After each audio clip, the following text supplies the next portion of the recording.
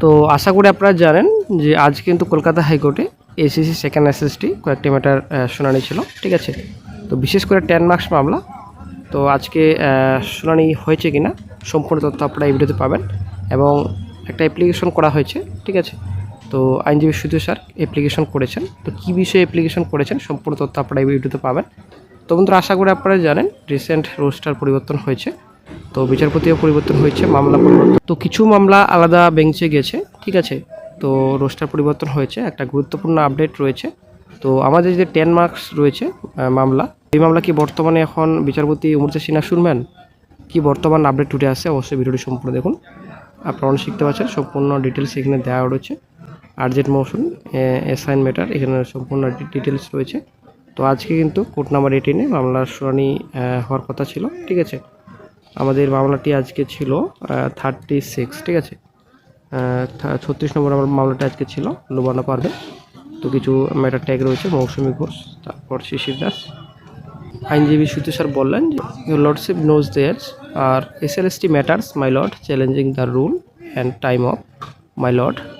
আশা করি আপনারা জানেন এসএসসি সেকেন্ড এসএলএসটি ম্যাটার বর্তমানে বিচারপতি অমৃতা সিনহাই দেখছেন, ঠিক আছে।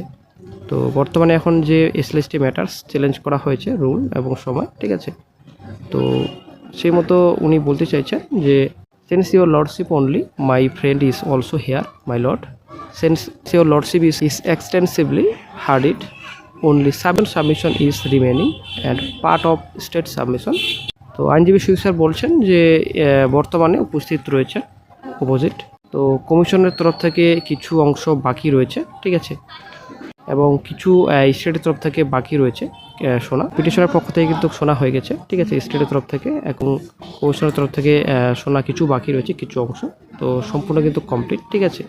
তারপর আইনজীবী বললেন যে my lord can it be make it part hard because we will be in great difficulty my lord. তো পরবর্তীতে আমরা হয়তো সমস্যায় পড়ব, এমনই কিন্তু বলছেন আইনজীবী সুদীপ্ত স্যার।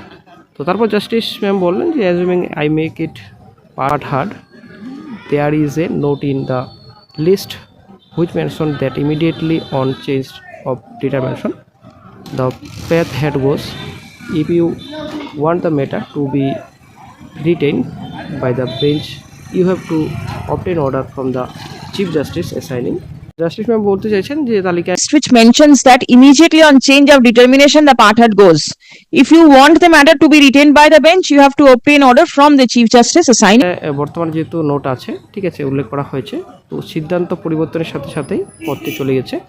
আপনি যদি বিষয়টি বেঞ্চের কাছে যেতে চান তাহলে আপনাকে প্রধান বিচারপতির কাছে আদেশ পেতে হবে।